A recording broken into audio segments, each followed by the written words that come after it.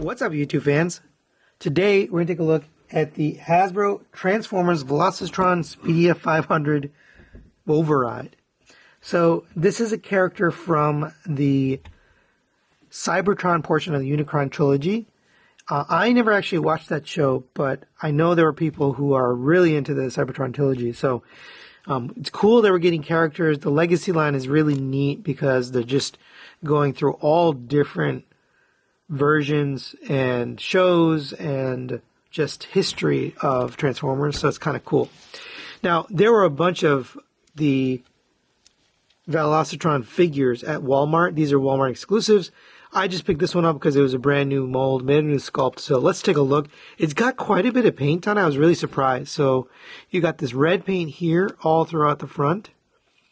It looks like the feet are painted in this kind of glossy brown, but it ends up looking like, you know, intakes for a jet engine, which is really cool.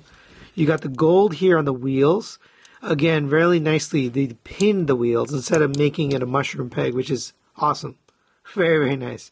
Nice gold and blue paint here. You do have the ears poking out, which is how the character looks. Here's the back. You got some boosters here. They're painted in red. Some red paint up here. Red paint for these tail lights. A little bit sloppy in the paint, but overall a really, really good looking figure. She does roll pretty nicely. My surface isn't flat here, but got some nice wheels on here. It does feel really solid and good quality overall. And for size comparison, since I don't have anything from the Cybertron line, there she is next to the Optimus Prime from Earthrise. Fits in nicely, nice little sports car here. And she's supposed to be, you know, a fast vehicle. So there you go. All right, let's get her transformed into robot mode. Pretty enjoyable here. So go ahead and take the backpack here. You can actually leave it on there if you want to as a jetpack. I'll show you that a little bit later, but you can take that off. You come to the bottom here, we're going to unpeg these hands. They're just pegged into these two pegs right there. Now you to take this and unpeg it from here. And then you can unpeg the arm from each other and basically rotate it around this wheel. I love how that works. The wheel actually rotates to the inside and becomes the shoulder, so that's kind of neat. Right?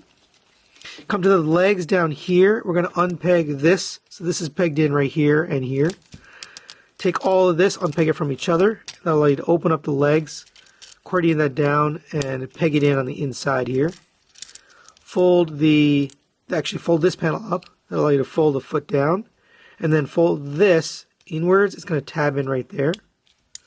And then rotate the leg to the front. Right, same on this side. We'll go a little bit faster since we just did it. Fold the foot down. Fold this in. Tab that in. And then rotate your leg. Now we'll take care of the upper body. We're going to rotate this down here. These arms are going to rotate all the way around on this hinge right here. We're going to get this body all the way down.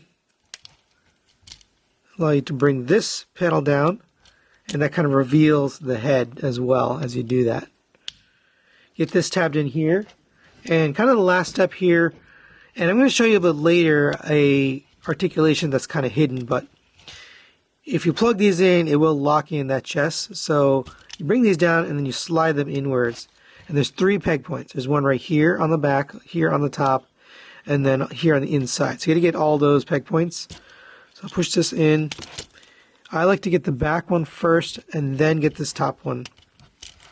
Doing this. Back one, top one. And then we're going to take the hands, rotate those 180 degrees. And there you have Override in her robot mode. I really like how that's look. You got the gold paint here all throughout. You got the same thing here you had from before, the blue and the gold. Red paint down here comes in nicely. Nice head sculpt there with the gold, blue, and lighter blue for the head crest. Here's the back. It's a really clean robot. One of the things I like about this a lot is there is no kibble anywhere. There's no waffles. There's no waffles and there's no kibble. right? There's nothing. It's clean.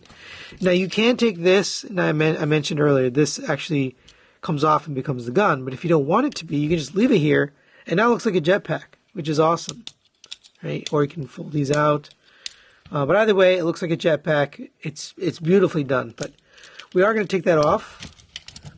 And if you open up these here, and you are meant to also open up these little wings here, you can see there's a tab right there, or a peg.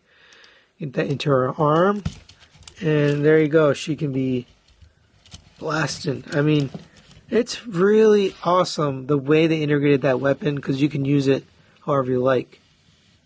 Really good looking weapon. Let's go over our articulation. The head is on a ball joint, but you don't really get any up and down. It's kind of locked into that position, but you can rotate it all the way around. It does get hindered. Her chin kind of hits this piece here. The shoulder rotates all the way around. You get up to there on the shoulder. Rotation at the bicep. Single jointed elbow gets it slightly past 90 degrees. I'll just call it 90. Rotation at the wrist.